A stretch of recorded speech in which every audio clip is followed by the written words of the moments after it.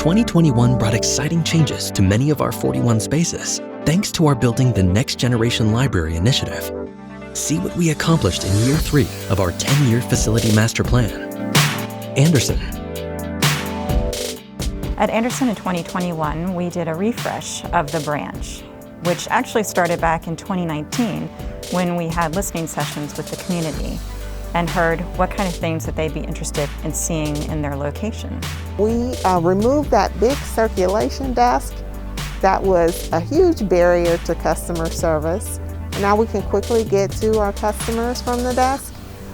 We switched some collections. We now have a new teen area.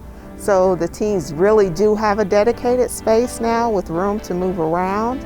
And we've got some STEM equipment in the form of a car for our children's room. So children can come in and get in the car and learn about some parts of the car and how a car operates. The community told us that they wanted a space that was dynamic and engaging and would offer a place for the community to get together and talk.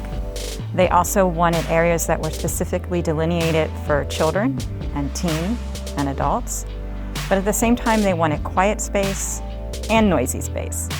So we were able to provide all of that with this refresh. We know customers are busy, they've got lots to do. So we tried to concentrate the majority of what our customers want into our marketplace area. So they could come in and quickly get their holds, they can come in and browse the DVDs, they can get to our large print section very easily, as well as our new arrivals and our Lucky Day collection. Every time I go to visit the Anderson Library, it's so much fun to see how people are using the space. The families in the kids area, the kids crawling through the car, they have these big cushions the kids are always rearranging and playing with the animals that are there. It's so much fun. And then going into the quiet room and seeing people sitting by the fireplace and reading. They rearrange the furniture so that it's even more comfortable for them. It's just great to see how they're using the space. Just to see the excitement and see them look around and ask them if they need help finding anything, they start talking about how beautiful it is and how much they like the changes. Deer Park. In 2021 at Deer Park, we got ready to move to the new branch. We'd been in a 4,100 square foot branch since 1997, and now in December we are getting to move into 25,000 square feet. If you look at our FMP plan, we want to have a 25,000 square foot branch in each of our service regions. So the opportunity for this came up because the TJ Maxx space had been vacant for many years, probably about 7. So I think the community felt, they wanted to keep us. The listening session in 2019 was the highest attended listening session, and they really made a point of mentioning many places that were optimal for keeping a branch alive in the Deer Park community. Expanding the branch is really going to mean everything to customers. In the tiny space, we could only do programs when the branch was closed or when all the folks were in there. So now we have 2 meeting spaces and program rooms. They can seat 170 respectively. And we have 7 study rooms for 3 to 4 people. So all the folks who haven't been able to study and be in a nice quiet space will have state-of-the-art facilities to do that. Once we had the plans ready, we were really moving forward at a good pace. Everything they were doing down in the current place, they'll be able to do here, and people will see continued improvements. It's definitely an understatement to say that I'm excited. This space and this community and this staff, all together, this is a dream come true. It's amazing. The system's never done anything like this before, so it's just been a joy to be here in the system as long as I have, and to be able to finally see us, get a branch that's worthy of serving the community for the next 100 years. Madisonville. So at Madisonville, we are in the midst of planning for a relocation for our branch operations there for the Madisonville community. Based on the location of the current Madisonville branch library, we're landlocked, so we are surrounded by a church and the fire department, so we really don't have a place to expand. And it just so happens that there's a lot of development going on right now in Madisonville, and there was just a good opportunity for us to move into a mixed-use space, which will give us more than double the public space that we currently have. So that's going to give us a lot of opportunities to offer service in a way that we can't quite do in the existing building. Of course, we're going to have improved data and power. We can add more computers. We can add in small study spaces, larger study spaces. We're actually going to create several bays for some kind of maker activities.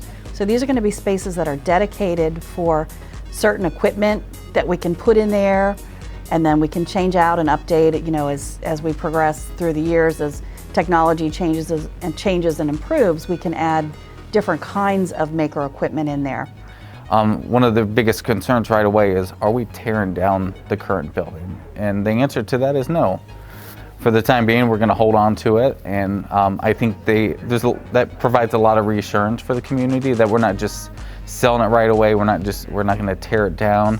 That we're really just going to hold on to it, and a big piece of the history of Madisonville is going to remain, while still providing a new modern space for the community. The development and all of the things that are happening in Madisonville is pretty exciting. I mean, it looks quite different. If you haven't driven down Madison Road in a year or so, I'd encourage you to go take a look, because it really has a different look, but it's in keeping with the older historic flavor of the neighborhood.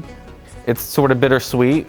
We're leaving behind a beautiful historic building that the community loves, but excited to see what this next chapter holds for Madisonville and what this new space means for the community. Main Library. At Main in 2021, we spent a lot of time getting ready for a multi-year project. We celebrated the closing, at least the temporary closing, of the South Building with the public and elected officials, and we got everybody ready for the idea that we would have service in the North Building for a year and a half to 2 years, while we prepared the South Building to be the next generation library that we believe it can be. We started the elevator project, which was replacing 7 elevators with new refurbished elevators.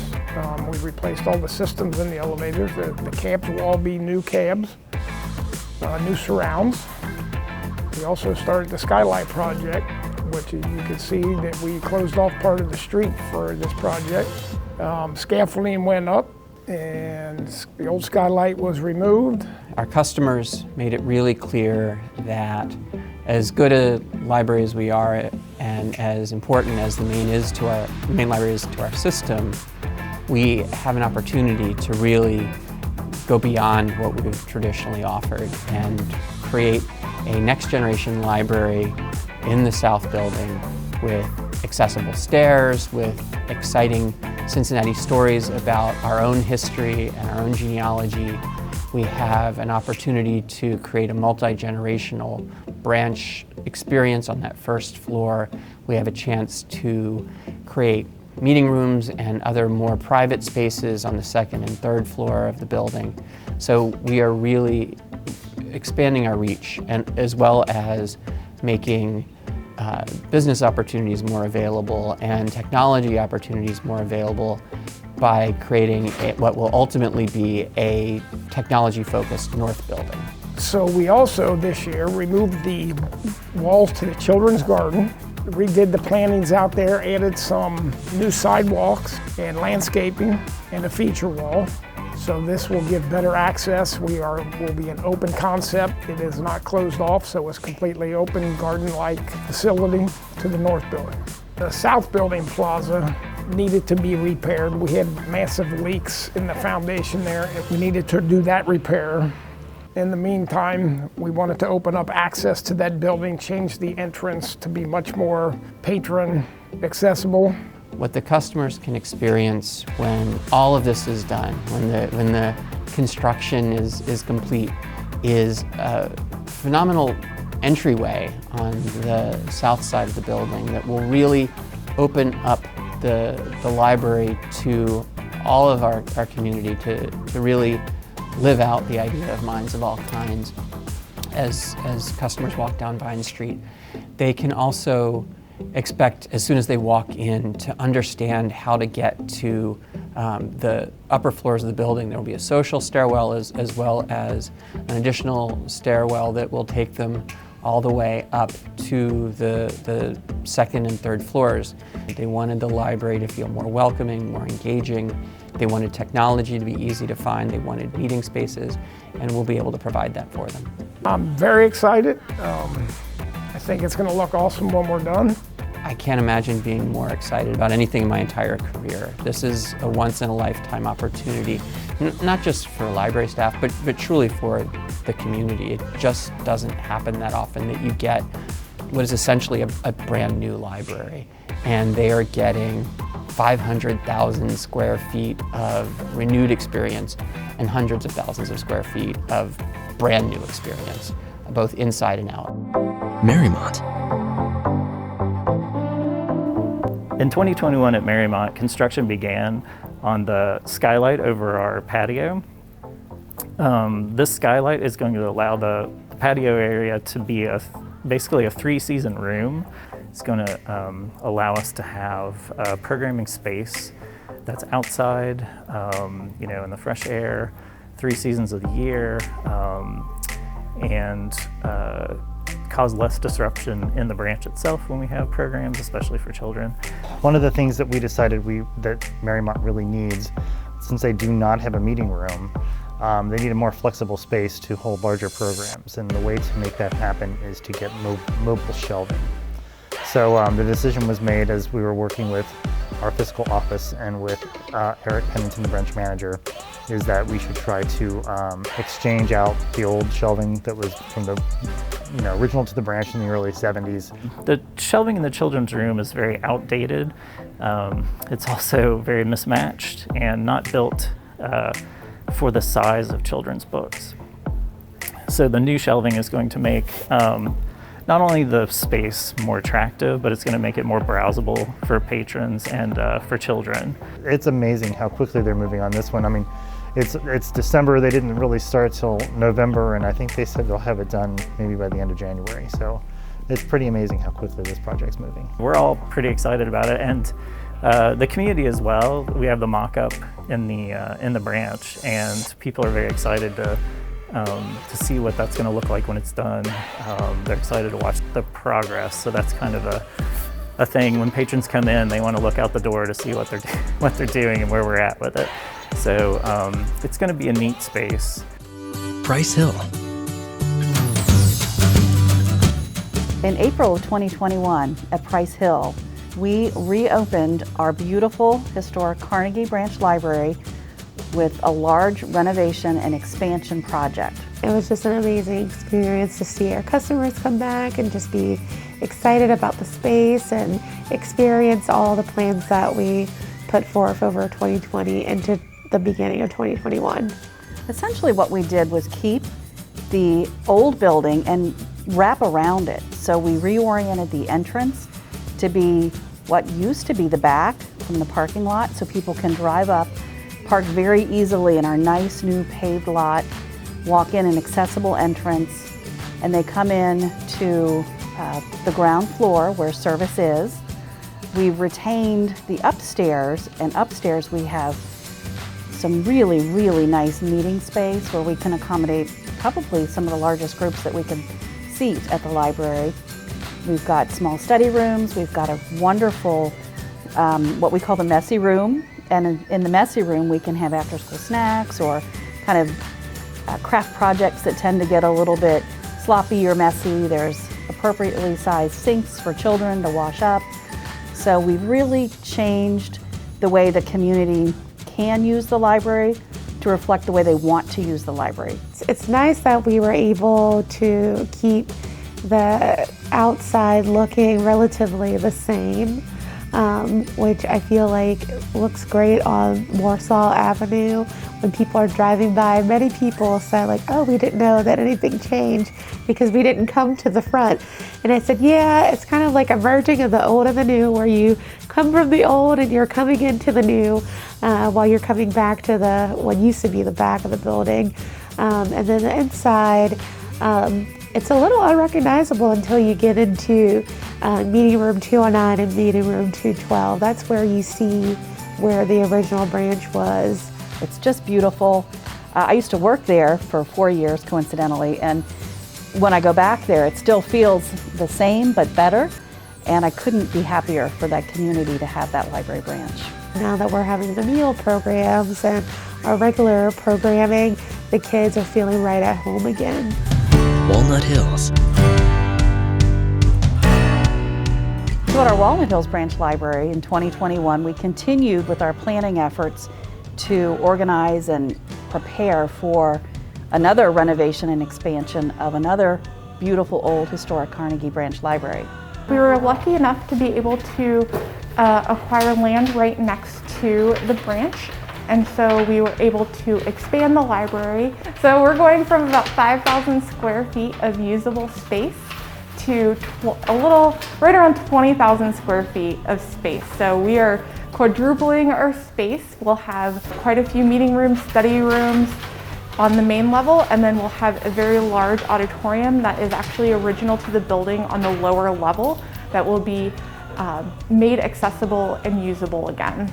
So we recognized that we had a very loyal customer base in Walnut Hills and of course the surrounding community of Evanston, and we felt that we would not be able to continue to operate the library out of the Kemper Lane location, so we opened a temporary space on McMillan Street within sightlines of the existing original branch.